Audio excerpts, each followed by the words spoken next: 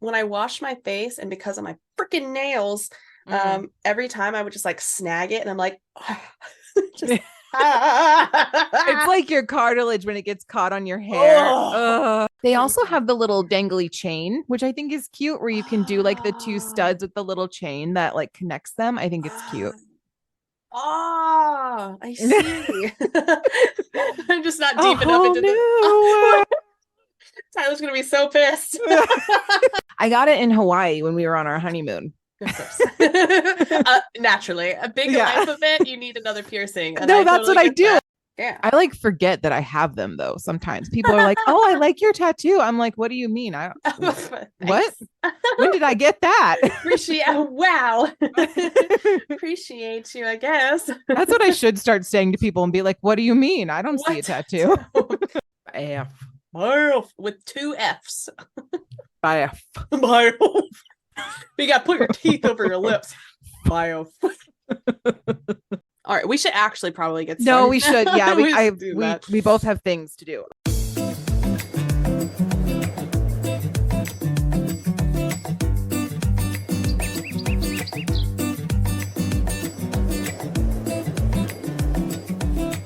Hello, everyone, and welcome to the show. I'm Blair. And I'm Kirsten, and we are Mediocre Content. And welcome to another beautiful October week. I'm living it up. Living it up. I have made it through most of Gilmore Girls by now, and everyone in my house has been forced to watch it with me. It's beautiful. Great. You know what I haven't done is watch a Halloween movie yet. I also have not done that. Shame. Yeah, I know. We need to really get on that. What is your favorite Halloween movie? Do you have one? I mean, disgustingly, you have to watch Hocus Pocus at least once. Agreed.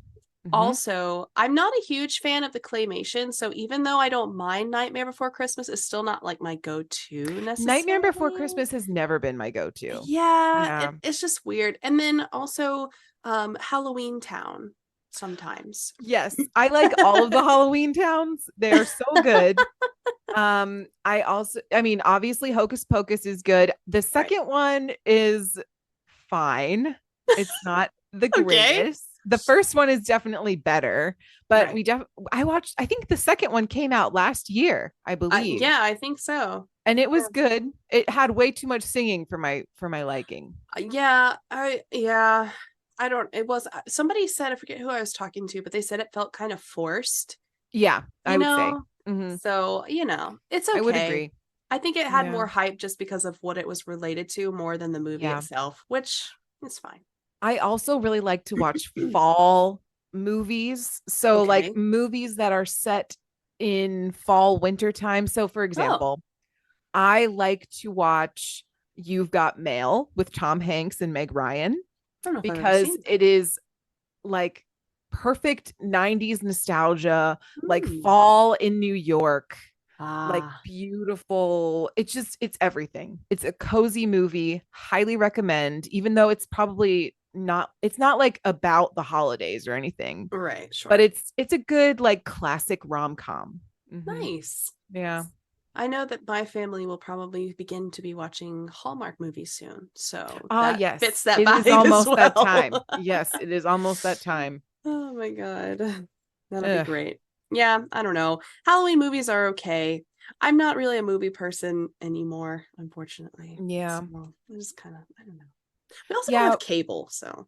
Well, yes. I mean, we're at the mercy of streaming at this point. But have you seen Practical Magic? That one's really good. No, I haven't. With Nicole Kidman and Sandra Bullock. It's an older movie, but it's about witches and like it's very Halloween-y. It's very good. What I do need to do is go back and watch Old School Charmed. That's about where I'm at. And Sabrina the Teenage Witch too is very good. All the good stuff. Buffy the Vampire Slayer, that would be perfect to throw back nowadays. Yes. Okay, well, I have a new thing to do. Yes. For your recommendations. Okay. Shall I disclaim? Let's do it. Yeah, let's go. Okay. So obviously we are not experts on anything. If you have come to the podcast to get any kind of advice, we are not the place for that. But we are the place to learn about things that you wouldn't necessarily know about / things that you might be interested in. So we encourage you to do your own research, but also learn along with us. And if you have anything you want to tell us about that particular topic that week, then we'll give you all that information on where you can yell at us at the end. So I want it in all caps. all caps, no spaces. No Marcy. Yeah. All right. Try to no spaces, all caps. I am not reading that. My eyes could never. I know. Okay. Yeah. I guess we'll go to good news then. Yes, let's do it. So our first bit of good news has actually been kind of circulating a little bit. So I'm surprised I hadn't seen it, which is disappointing on my part. So I apologize. It's taken me this long to bring it forward. However, engineers from MIT and China are actually collaborating on a groundbreaking project aimed at converting seawater into potable water using an innovative passive device inspired by oceanic processes and fueled by solar energy. This is huge. It is huge. In a recent publication in the journal Joule, the research team unveiled plans for an inventive solar desalination system, which just means they're taking the salts out of the water, basically. But that's very watered down. Ha ha ha. The system takes shame shame on whatever you and your family. Dishonor on your cow. The system takes in seawater and harnesses the natural energy of sunlight to initiate the purification process. The device's unique design facilitates the circulation of water in swirling patterns reminiscent of the large-scale thermohaline circulation found in the ocean, which is something that happens naturally. This circulation, combined with the sun's radiant heat, causes water to evaporate, of course, if you did basic science class, leaving the salt then behind. The resultant water vapor is then condensed and collected as pure, safe drinking water. Meanwhile, the leftover salt is continually flushed out of the system rather than accumulating and causing blockages, which is a huge deal because even though you don't think about salt being a problem, it can definitely clog a drain if it's not removed. Mm-hmm. And that would defeat the purpose. The engineers project that when the system is upscaled to the size of a compact suitcase, so again, in science, you're kind of starting small and building up in your scale. One, because it's difficult to do material-wise, and two, because it's expensive. But it could generate approximately 4 to 6 liters of drinking water every hour and remain operational for several years before requiring maintenance or replacement components. At this scale and efficiency, the system could provide drinking water at a cost lower than that of current tap water. Again, huge. That is a big deal. Linan Zhang, a research scientist at MIT's Device Research Laboratory, expressed their excitement by stating, and I quote, "For the first time, we have the potential for water produced solely by sunlight to be more affordable than conventional tap water," end quote. This is massive. If this genuinely takes off and is something that is feasible to create, which I genuinely believe that it is, this could be amazing. The only concern I guess I have is access, right? Because right now, if you're paying for sewer, water, electric, utilities, as you do, the question is then how do you take this concept and take this invention and put it into modern homes across the world conveniently and without costing them a lot of money, because inevitably there's going to be a company that comes around and be like, oh, you can capitalize on this, right? But that defeats the purpose of this. And then it kind of also says something about the state of our freshwater availability. Yes, it does. And then we start tapping into the ocean water, and then where does it end, right? So it might not. We might be Venus soon. Right. So that's also something to think about. I know there's also a lot of programs that turn sewer water into drinking water, which sounds disgusting, but it's legitimately a really great way to recycle water. And it's very clean, very efficient, something that's also being done currently, I think. And for those of you that say rainwater, yes, obviously we can do things like that. However, where do you think the rain comes from? It's my question to you. Right. It's coming the from water cycle. Yeah. Basic biology.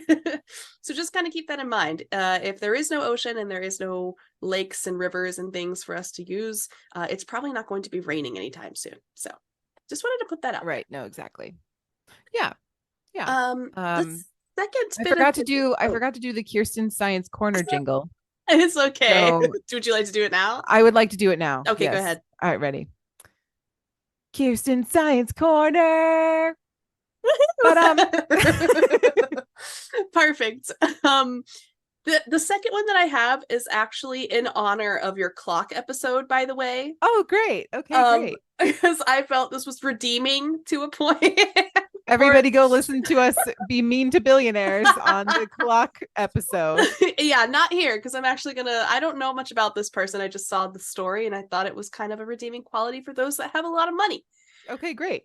So there is a renowned Irish-American entrepreneur and philanthropist, which is hard to say for some reason, Charles Francis Chuck Finney, who selflessly dedicated his entire personal fortune to global philanthropy throughout his life and peacefully passed, unfortunately, on October 9 in San Francisco at the age of 92.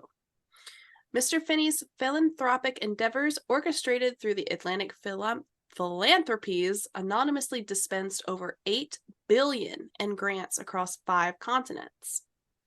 Bill Gates even hailed him as the ultimate example of giving while living, and he is quoted, Finney is, as saying, quote, "I had one idea that never changed in my mind, that you should use your wealth to help people. Try it. You'll like it. It's much more fun to give while you are alive than to give when you are dead." End quote. That's fair. Yeah. But Finney's humble beginnings happened during the Great Depression. Growing up with Irish-American parents who instilled strong values and a strong work ethic never left him, even as he achieved great success in the business world. Finney made much of his fortune after co-founding Duty Free Shoppers, which is a chain of duty-free airport stores specializing in luxury goods.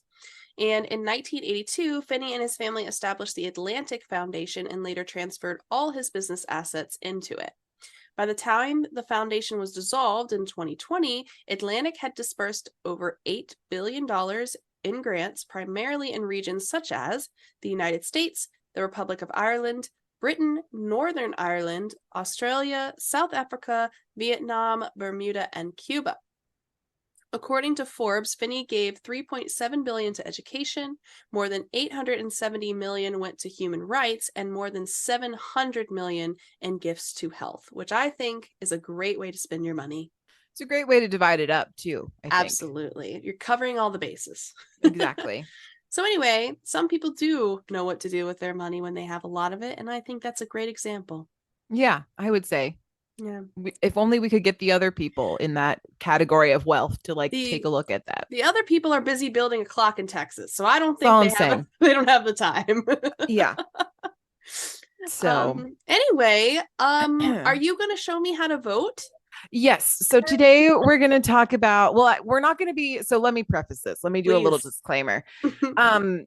So this is not a political podcast, first of all. Correct. Good idea to say. We are not going to be telling anybody which way they should vote, how they should vote, who they should vote for. Nope. That is your personal business. Yeah. And that is not what we're here to do today. I just want to be first and foremost informative and educational about how the system works. Yeah. No, that's fair. And also, this is just the United States, by the way, guys. This is just how the United States does it. Obviously. Yes. And please comment below if your country does it better than us, because I'm here for suggestions. Also, this is one of those things where if we do get it wrong, definitely let us know, because at least for the United States, voting season is upon us, and next year is going to be a big year because it's the presidential election. So we definitely want to make sure that anything that comes across is correct and valuable to the conversation. And we'll make edits as needed. But I feel very confident in the information that I'm about to provide. So yeah, we don't care who you vote for. We just want you to vote because it's important. Yeah. So anyway, here we go. What is the Electoral College? I know we've all heard about it. If you live in America, if you haven't, you probably haven't heard about it. Good for you. Congratulations. So the Electoral College was set up by Article 2, Section 1, Clause 2 of the Constitution. It specifies how many electors each state is allowed to have. Since 1964, 538 has been the number of total electors for the United States. So, and just to add some context, because in 1959, we acquired Alaska and Hawaii, and those are the last two states that were added to the United States. In 1961, DC was allowed 3 electoral college votes, which is the capital. So it's not really a state, but they're allowed to have their own electors. And then in 1960 was the first mail out census. And as you'll find out, the number of electors each state gets is based on this, partly on the census. So all of that being said, the first major election that took place after that was 1964. And that's how we got the 538 total electors. Everybody with me on that math? Girl math. Got it. Girl math. No, actually, vote math. Vote math. Got it. Political math, if you will. Political math. Yes. So that's how we have our total number of 538. And we'll break it down a little more too. The Electoral College process consists of the selection of electors, the meeting of the electors where they vote for the president and vice president, and the counting of the electoral votes by Congress. Okay. So all of that happens, and that is considered the Electoral College. So it's not an actual like place. It's just a bunch of actions that take place. It's a presence. So, of the 538 electors, it basically is just adds up to be all of the members, or like all of the, well, that doesn't make any sense. Let me try. So 538 is representative of the 435 House of Representatives plus 100 senators plus 3 for DC equals 538. Like there's like plus DC. Yes. And a majority of the 270 electoral votes is required to elect the president. So that's not that that doesn't mean that the members of Congress are voting as the electors. That's not true. Right. The electors are separate people that are brought in, and we'll talk about like how they're selected as well. Okay. Are you with me so far? I'm here. I'm holding on by a thread, but we're here. Okay, good. Just begun. Okay, so as we just said, the census determines how many representatives each state gets, right? So that the census determines how you get your House of Representative people, everybody gets 2 senators, but how many people for the House of Representatives you get, which then also plays a factor on how many electoral college votes you get, because it's the same. The census is very important. And just as a side note, gerrymandering plays a role in this as well, but that's for a different podcast. Just to briefly touch on that, gerrymandering is when a bunch of political people get together and draw out the different congressional districts, and then it determines it can determine how many like Republican and Democrat Congress people you get, then which determines how many electors you get. And then it's a whole like math situation. It's very involved, and we're not going to get that deep today. Okay. Okay. So because of math, this system makes Texas and Florida and New York very popular. They are also possible. Yes. Very popular, because that's 96 votes total for just those 3 states. That's it. That's 96. And it makes it very hard, because if you're trying to get electoral college votes, you have to add up a lot of states and to be able to get 96, when another candidate could win over Texas, Florida, and New York and be like pretty much set. That's right? also why a lot of the campaigning that you see is done in those heavy hitter states, because obviously they want to try and sway the majority of the votes. Correct. So, with that in mind, we're going to talk a little bit about electors and where they come from. And it's not the stork, so don't get involved Deliver with that. me an elector. No, we're not doing that. When mommies and daddies love each other very much. Very much. Yeah. Okay.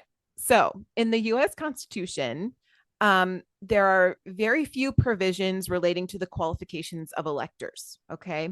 So, Article 2, Section 1, Clause 2 provides that no senator or representative or person holding an office of trust or profit under the United States shall be appointed an elector, which I think is a very important rule. Yeah. So, it's not going to be your elected representatives. Right. Okay.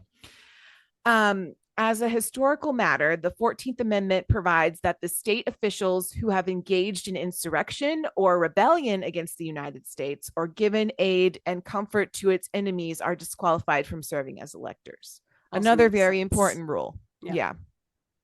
This prohibition relates to the post-Civil War era. For obvious reasons. Yes. If you know history. Yes.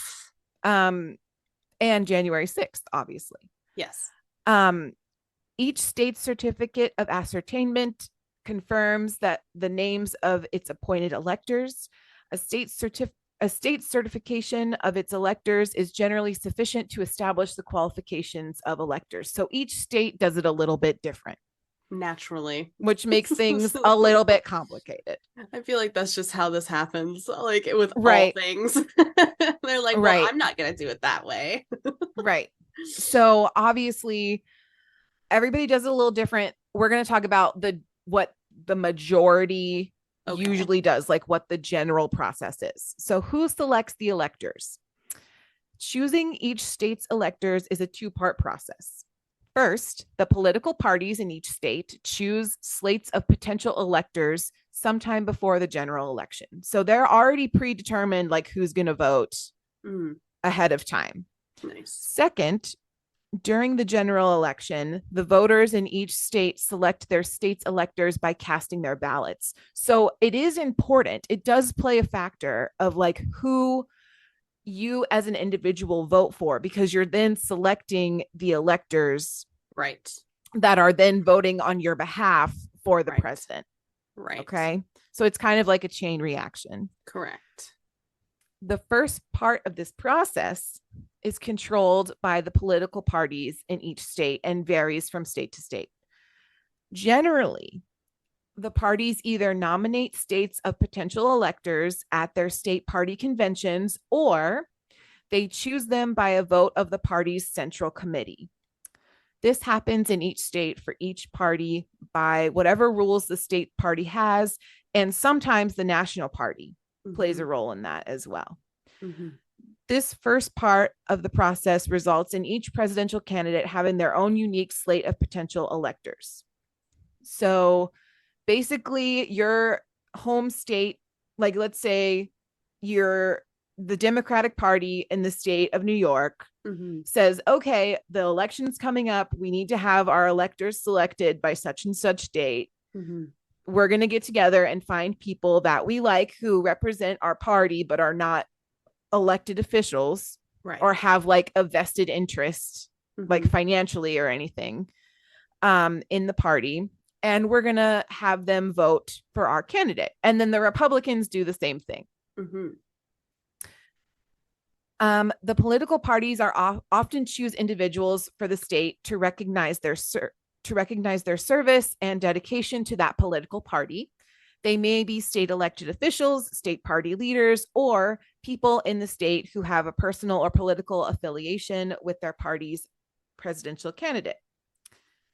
For specific information, you could go to your state and figure your state's website and figure all that out. We don't have time to go through all of that for all 50 states. We do not. But that is typically how it happens. Okay, so the second half of that process happens during the general election when the voters in each state cast their vote for presidential candidate. of their choice, they are voting to select their state electors. The potential electors' names may or may not appear on the ballot below the name of the presidential candidate based on the regulations and rules that you have in your state and like what they say should be posted on the ballot. I know I voted in Virginia. That does not happen in Virginia, but I don't know elsewhere.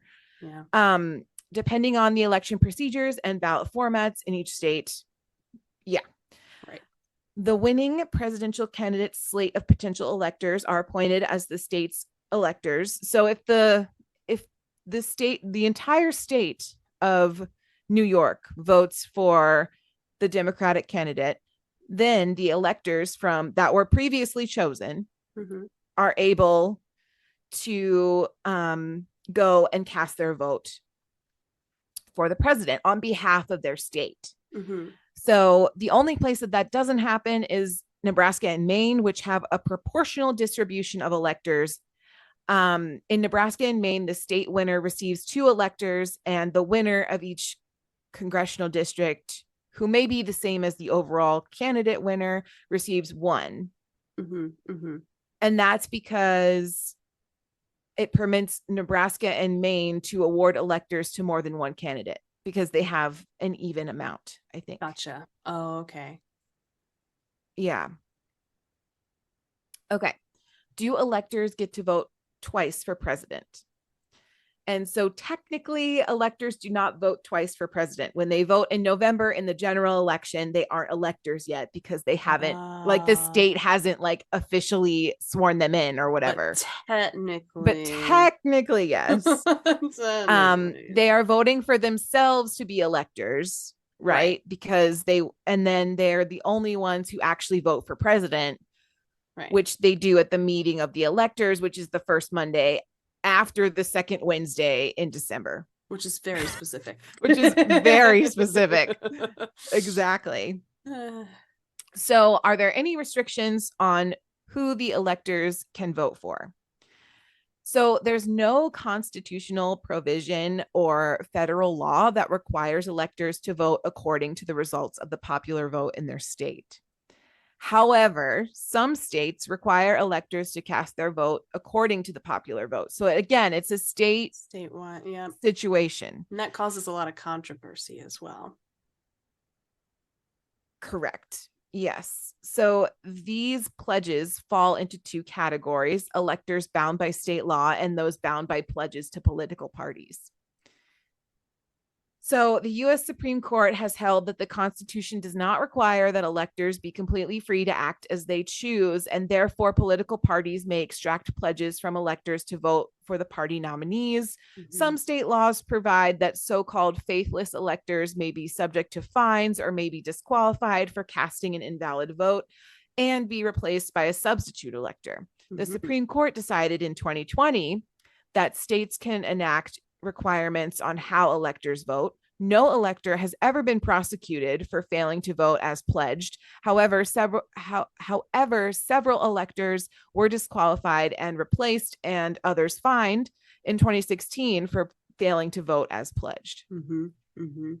So it is rare for electors to disregard the popular vote by casting their electoral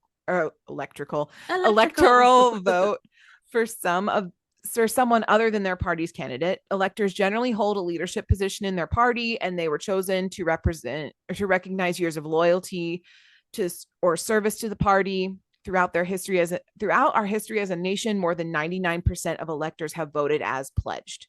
So the system has worked, generally speaking.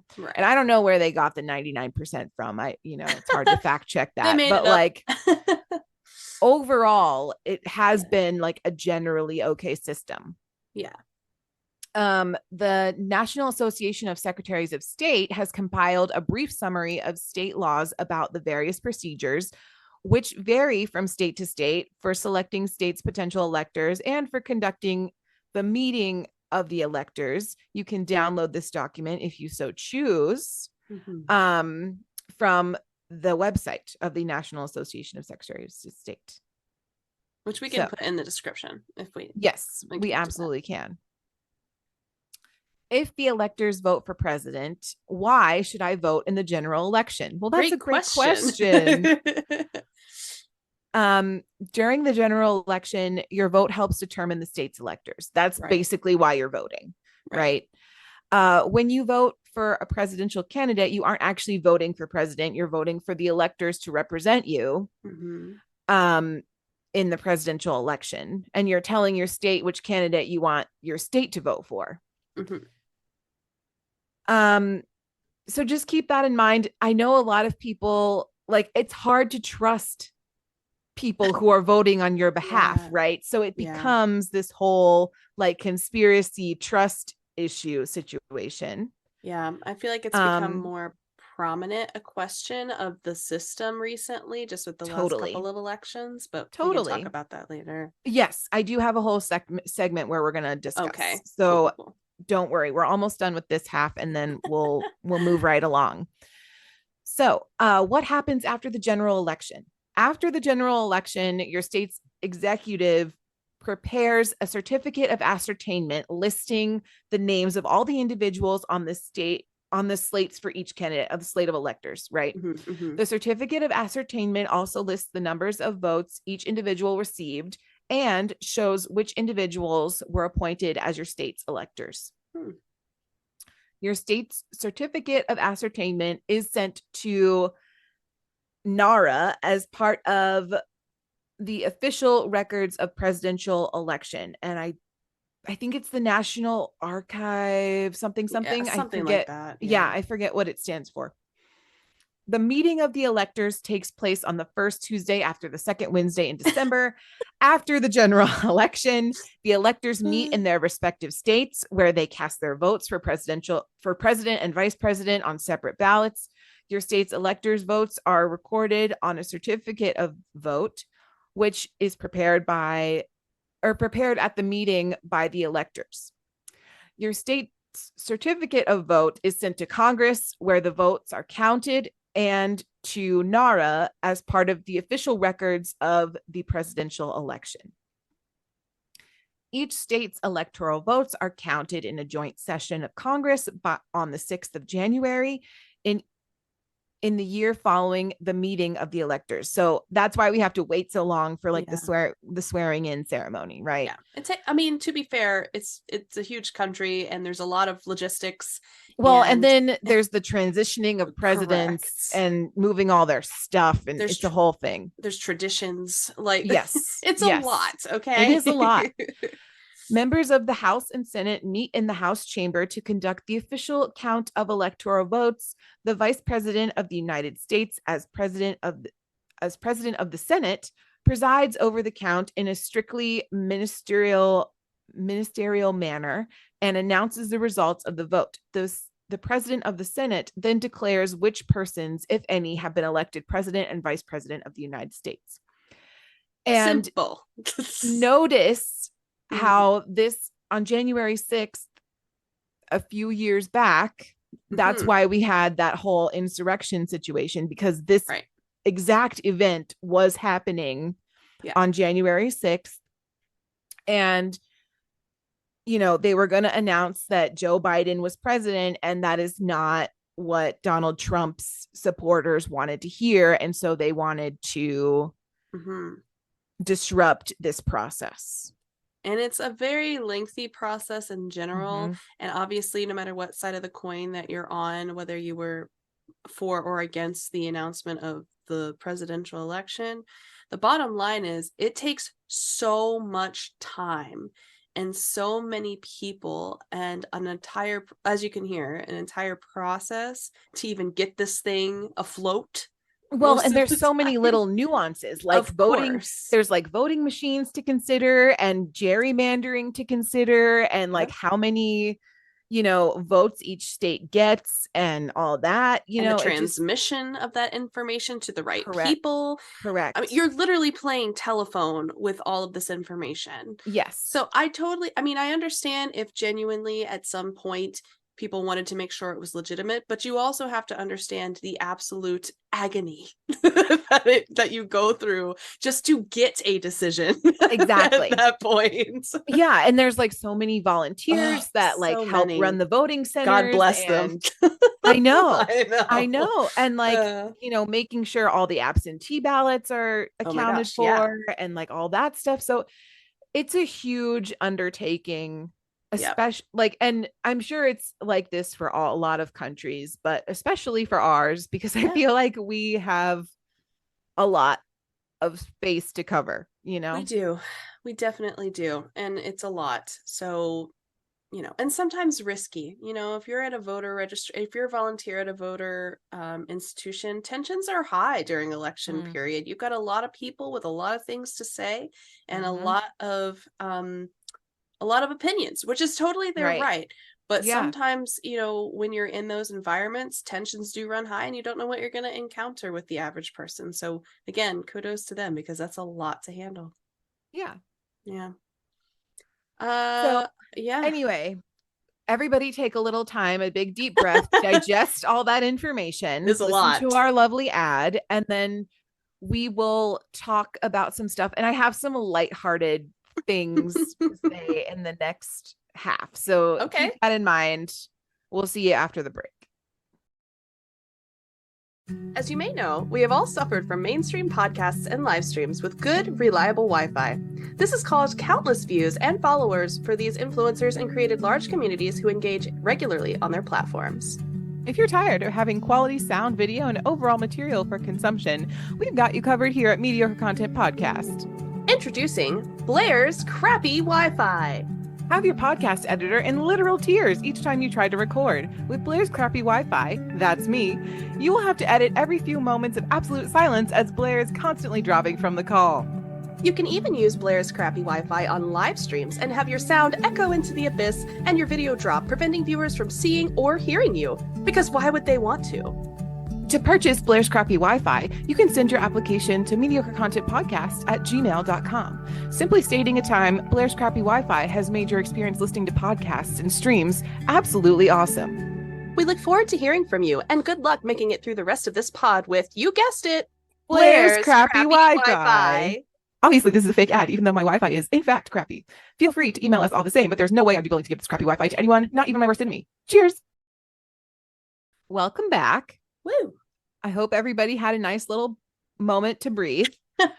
So I just want to talk about a few arguments for and against. Well, actually, it's just like one argument for and one argument against the Electoral College. Just food for thought, nothing super crazy.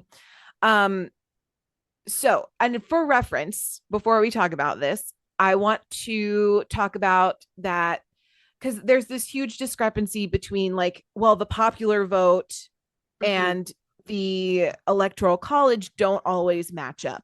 Right. And we saw that in previous elections during our lifetime, and it's made people really upset and lose faith a little bit in the Electoral College, which is, valid, because if the most popular person doesn't win, what's the point anyway, Right. Sure.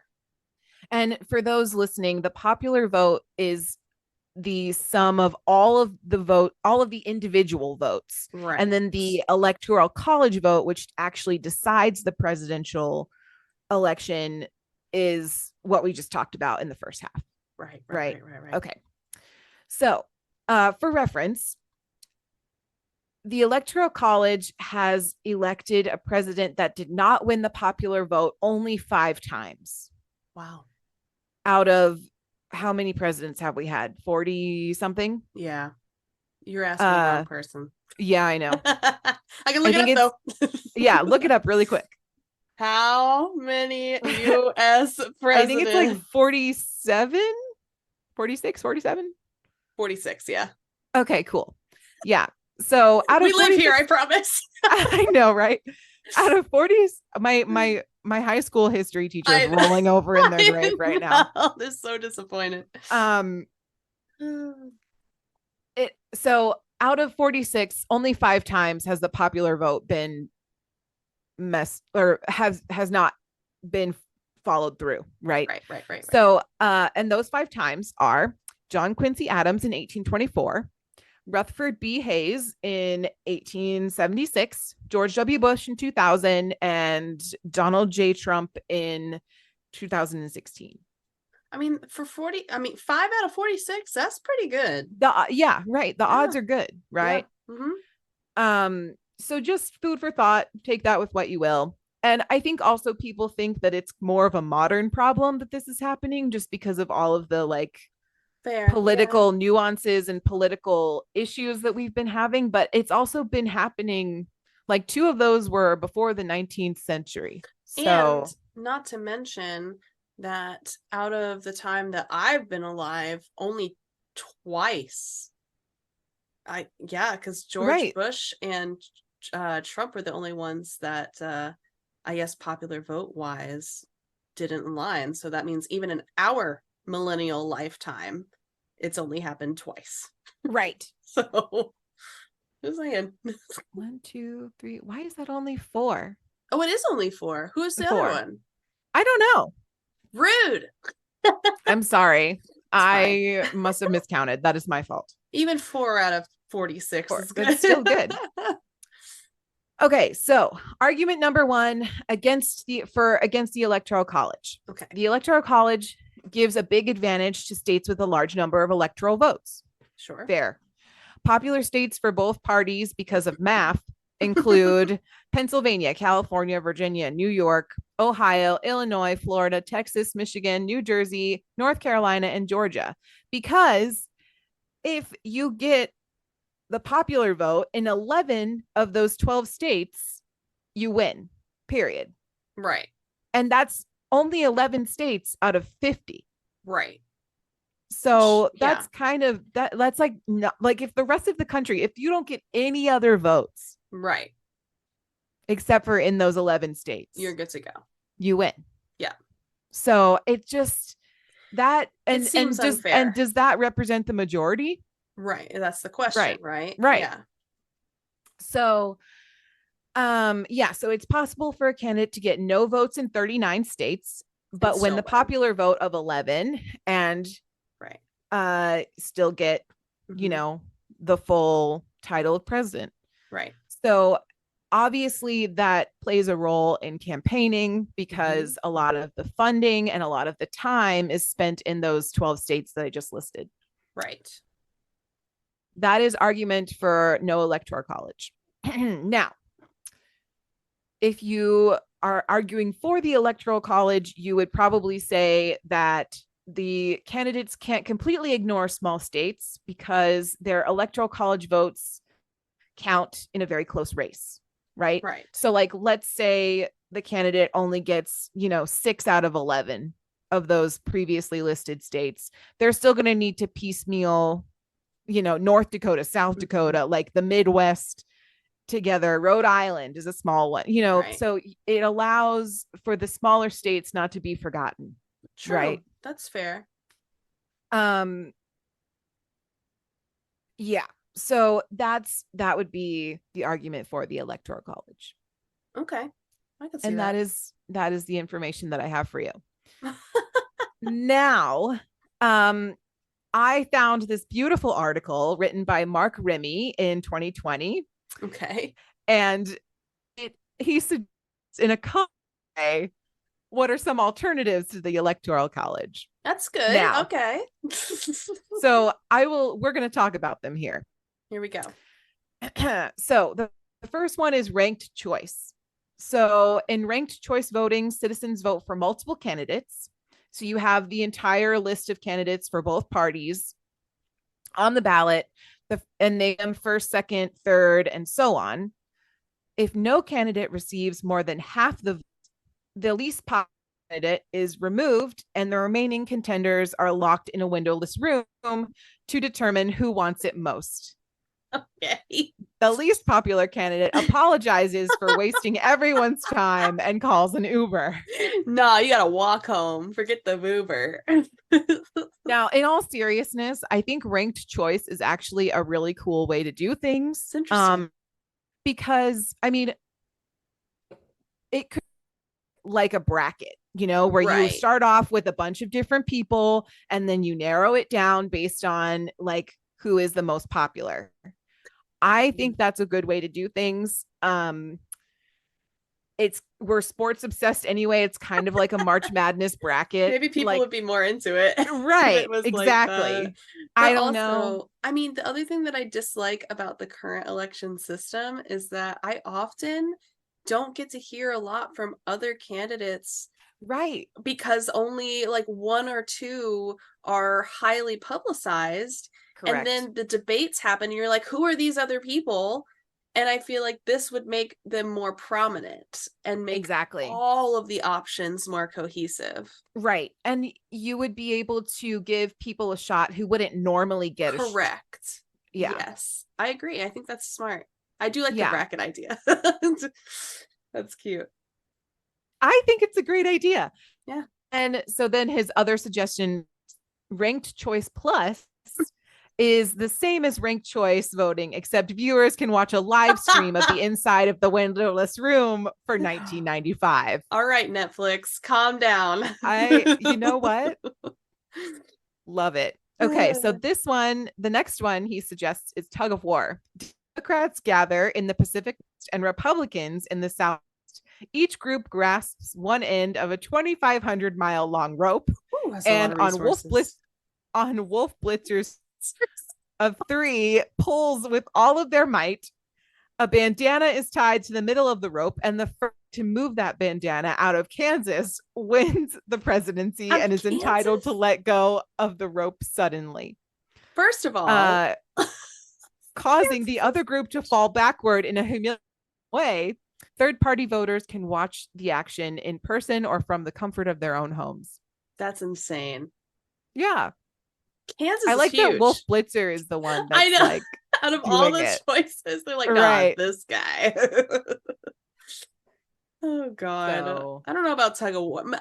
Okay, so the problem I have with this one, despite the obvious, is most, not all, so I don't mean to insult anyone who doesn't fall into this category. However, a lot of our presidential candidates are kind of on the mid to older age range, so I feel like I was just gonna say that maybe not the best way to do that. Yeah, somebody's gonna break a hip. Oh, for sure. And I'm so sorry to whoever that is, especially if they end up winning, because that's gonna be a long 4 years. I like the idea of like crowds gathering alongside the rope and like waiting for it to like go either way. Again, super sports obsessed. I feel like that would get a lot of hype.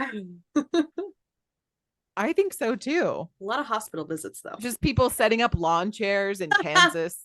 Kansas. I love it. That's a lot of material for that kind of rope though. You're so right. Yeah, what would the rope be made out of? That's a better question, because there's no way you'd be able to make something of that scale with our current rope material, right? I don't know. There's too many questions with this one. I agree. It's too many logistics. I can't think about it too hard. Nope. Okay, so the next one is a quiz show. Each candidate gets to choose 3 of their sharpest, most prominent supporters to face off in an hours-long battle of wits, moderated by Steve Harvey. Honestly, who else would be qualified, to be fair? I don't know, honestly. For instance, in a 2020 version, might have featured Donald Trump with enthusiast Scott Baio, Christy Alley, and Stephen Baldwin squaring off against Biden with Jon Stewart, Michelle Obama, and M. Stanley Whittingham. Okay. The winner, a winner of the 2019 Nobel Prize in Chemistry and the director of both Brigham University's chemistry department and the Northeast Center for Chemical Energy Storage, a research center funded by the U.S. Department. Categories would include such topics as Civics 101, American history, and chemistry. The winning team's candidate becomes president. Runner-ups go home with a solid oak bedroom set. I would sign up so fast for a solid oak bedroom set. I would also say, I think civics is great. I think American history is great. Chemistry? I think it should be nuclear power. I think it should be biology 101 because sometimes I feel like they don't even know the basics of things like greenhouse environmental gases. Science. Right. Or like nature's science, just something to kind of give you a little boost. I think chemistry is great, but you got to start with the 100 level classes, and then we'll put you in OChem. You're right. You're right. Yeah. I would say maybe even like 2 more categories. So it would be like environmental science, chemistry, and then we could do like random bonus, like pop culture, just to keep it spicy. Do you know the term fire in today's context? Like, how well do you know the youth of the nation? Oh my goodness. Okay. All right. The next one is lumberjack competition. I'm not sure how exactly this would work as far as electing a president is concerned, but wouldn't it be fun to watch like Joe Biden and Donald Trump like saw a log like as fast as possible? And I mean, they are sawing logs. They're taking naps, I'm sure. Oh, you're so right. You're so right. Besides that version, I think we would also run into the problem of everyone who runs for president is old and like wouldn't be able to do it like physically. I can't even do that. I'm gonna be perfectly honest with you. At my semi-healthy 29 years old self, no thank you, that's too much. It would just be like we would have like a demonstrator from Ireland or something come over and be like, this is how it's supposed to be done, and then we let the presidential candidates do it, and it would take like a million years. We would have better luck of them just entering the strongest man competition. Right. Yeah. No, that's about the same. Okay. So lottery is another suggestion. Every 4 years, residents of a small town in America's heartland prepare slips of paper, placing a black dot on all but one of them. On election day, the candidates join the townsfolk for a public drawing. One by one, they are called to take a slip from the box. The candidate who chooses the blank slip wins the presidency. All others get stoned, which is cool because the town in question decriminalizes recreational marijuana use in a previous election. You know, there's an interesting thought process to this where it's all just luck and you just kind of roll with it. Right. I as a person do not subscribe to that. I enjoy knowing what's going to happen even if I don't like it. Sure. Right. You know, I think most people do. I would at least want to be informed beforehand. I don't know if I like this one. Yeah, I hate uncertainty. Yeah, I don't know either. But also it kind of is just like, all right, this is it and that's it. You know what I mean? Like there's no like fluff. Right. That's a fair statement. There's a certain there's also a certain peace with knowing you had zero to do with it. And for legal reasons, all of these suggestions that I'm reading are jokes, by the way, in case you haven't, we've gotten this far and you haven't picked up on that. It is satire. It is satire. All right. Steel cage death match is the next suggestion. Pretty simple. Obviously, this is self-explanatory. I would want to rent out the Coliseum for this particular event. I don't know if Italy would let us do that, but I think I want John Cena to mic it. That's what I want. Oh yes. And in this corner we have it's just everybody going, I don't even see the announcer. I can't see the announcer. Right. Yeah, you get it? Because you can't see me. Yeah, whatever. It's a joke. It's fine. I'm sorry. He does the hand thing. You can't say it's fine. I got it. Okay, I got it. Whatever. Sure. Next. So this one I'm not 100% sure I get the reference, but it's called Goldberg. On election day, voters across the nation cast their quote unquote ballots in the form of red or blue marbles. Rules vary by state, but these marbles may be mailed to local election offices or taken in person to certified drop-off funnels, which deposit them onto wire tracks. These tracks take the marbles on a whimsical roller coaster of a journey to the state election office, where they fall from a chute in the ceiling into a large scale. Eventually, the scale sinks low enough to depress a switch, which starts a fan, which blows a toy sailboat across a kiddie pool. A chain reaction. I love it. At the far side of which is an inflated balloon. A needle affixed to the bow of the boat pops the balloon, startling a nearby elector, who then races across the room and pulls a blue or red lever, recording a vote for either the Democratic candidate or the Republican one. Also, somewhere in there, the marble triggers a series of mechanical arms that light a gas burner under a skillet and crack and fry an egg, which is a treat for the elector. What if they have an egg allergy? Well, that is to be determined. It's so trivial compared to that entire shit show. I'm just gonna say it like it is. Yeah, so that seems about exactly what we do. It's just not as fun. Honestly, that is probably the closest to the current system that we have going on. Right? You know what? You do this, then I'll do this, and then this will make this do that, and then we'll do this together, but separately. Correct. I love it. And the final suggestion is popular vote. Each voter casts a ballot for his or her preferred candidate. In the end, the votes are counted, and the candidate wins the most votes. Wins. Which I feel like is the majority of how other vote situations work. Outside of this one. So obviously. I will say I am not educated on the way that other countries do it. I meant like simple things like what game should we play? And they're like 5 out of 10 want this one. Right. Yeah. Right. Yeah, no, that's true. Yeah. But yeah, so I mean, we would love to know what you guys think. But Kirsten, after knowing all of this information and going through these lovely substitutions for the Electoral College, do you think that your vote matters? Why or why not?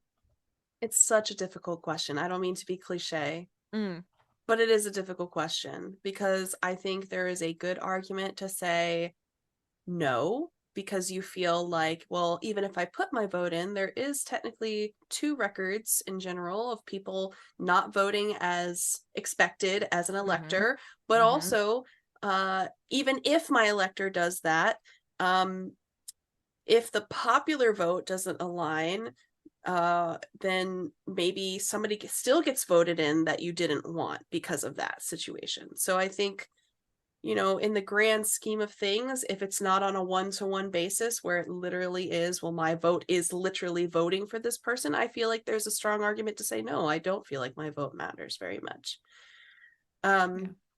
Unfortunately, I'm going to play devil's advocate for myself and say the opposite of that is, the process, as we've discussed, is huge, and there's plenty of room for things to get missed or lost. And so I think to a point, this process kind of not simplifies it, because there's still a lot of cogs in the machine, but I think it takes a mass amount of people that we have. It's just the way it is. We have so many people. You are taking the entire mass of opinions, consolidating, and then using the consolidated votes to move forward in an already arduous task of voting every 4 years. You know what I mean? Right. Like, there's an argument for both, as is in most cases. But I think in general, I could see cliché-ly both sides. Yeah. No, I agree with you. Me personally, I feel like in order to see any change, I need to participate in whatever process in which we decide is going to elect our president, or, just in general, our elected officials. If you don't participate, you're part of the problem, in my opinion. But again, I mean, as we've discussed, there's a lot of flaws. There's a lot of error, or room for error, I should say, in our system. And so I would support someone who brought a different idea to the table for sure. Especially if it was something tangible that like Yeah. would actually potentially make the process easier. And the other, I think, I'm sorry, I'm going to go off on tangent because of what you said when you think about this. But I think the other part that makes people maybe hesitant to use that vote freedom is just the enormous amount of information. I mean, we've spent an entire podcast talking about it. There's so much information, and some people are like, well, it sounds like no matter what I do, I am literally this marble, an entire bag of rocks. Like what realistically can you tell me that my vote is doing, right? And it's hard to say. And the media does a really good job of like wearing you down and getting everyone so worked up about like issues that don't necessarily matter. Right. I feel like it's very easy to get overwhelmed in terms of like how you're voting, who you're voting for, how you go to vote, like, you know, and it's just so easy to get caught up and just overwhelmed. And then you're just like, well, I'm not going to vote at all, which some people are okay with that. Some people would encourage you not to vote. Right. You know? It's true. And I think anything that someone were to bring forward, again, that would simplify it, make it easy to understand, also make it easy to actively participate and feel value in, which I think the value aspect is what we're currently lacking in today's, like there's the individual does not feel as though they are valued, therefore the system is not valued. And I think that discrepancy is huge. So if you can find that middle ground, if you can find a system that provides both, then I think you're a winner. And I think people, even if their person isn't chosen, would feel good about the outcome because they felt like they did something in the process and that at the end of the day, their contribution mattered. Right. Absolutely. I truly feel like that value is where it's going amiss right now, at least in people's minds. Even if I agree. I know you said the 4 out of whatever, and there's only this many out of 46, but if the reality is the way you perceive it, unfortunately. So it doesn't matter that there's only 4. It matters what the individual is going through in that. Absolutely. And I think we have the technology and we have the ability to make voting so easy. Yes, we do. But I feel like our country does not utilize that in order to encourage everyone to take part in the political process. I'll put it this way. One of our projects in my UX UI design boot camp was to pick a government website to redesign. That's how terrible the majority of our technology, at least on the government, and some of that security, right? Because the more simple, the less likely someone's able to, you know, get into it. I understand. Sure. We can't all be designing our websites by Squarespace. It's true. We can't shout out Squarespace. Please sponsor us. Yeah, but not a government website. They won't take you. No. And so I understand to a point. However, I do believe, to your point, that we have so much good technology that we could be using to mitigate a lot of the concerns people have about things getting lost in the machine. Right. Yeah. Right. Well, and they just sent out that big alert thing the other day to all of our phones. And I'm like, okay, so why can't we just do that like a poll or something like on election day where we all just press the button and we're done?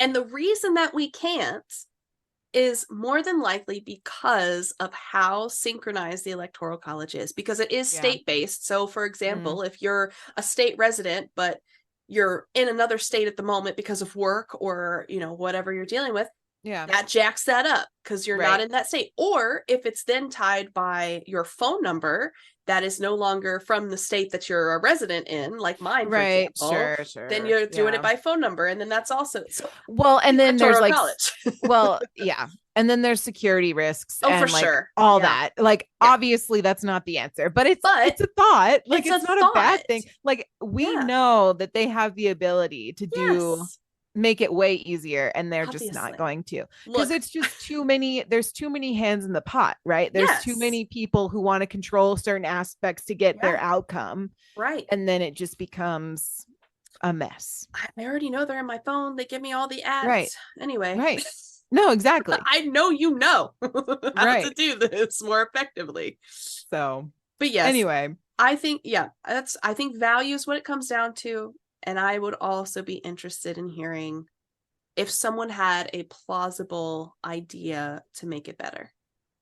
Yeah. Yeah. I agree. So I think I would love to know what other people think, honestly. Yes. Yes. I want to know what other people in our country think, but I'd also be interested to hear, to your point earlier, like what other countries do, what they think of the system. Do they have ideas? It's always good to have a third party's opinion, I think, because sometimes you get too deep into it on your own. Totally. But, all of you can send us that information. You can connect with us via email at mediocrecontentpodcast@gmail.com. We are also on Instagram and TikTok at Mediocre Content Podcast on both of those platforms. And if you'd love to enter into a conversation one-on-one with us, we do have a live stream every other Thursday on Twitch at the same handle. And that's at 3 p.m. PST, 6 p.m. EST, or 11 p.m. BST. And please, we're so grateful for all of you that have already put in your star ratings for the pod. We genuinely appreciate your time in doing that. If you don't mind and you're really enjoying the pod and you do so regularly, I'm reminding you right now, go ahead and hit that 5-star wherever you're listening to podcast. We seriously, seriously appreciate it. And unless you have anything else, I guess we'll see them next week. Yes, we shall. Rate us 5 stars. And thank you in advance. Yeah. We'll see you guys next week, guys. And until then, cheers. Cheers.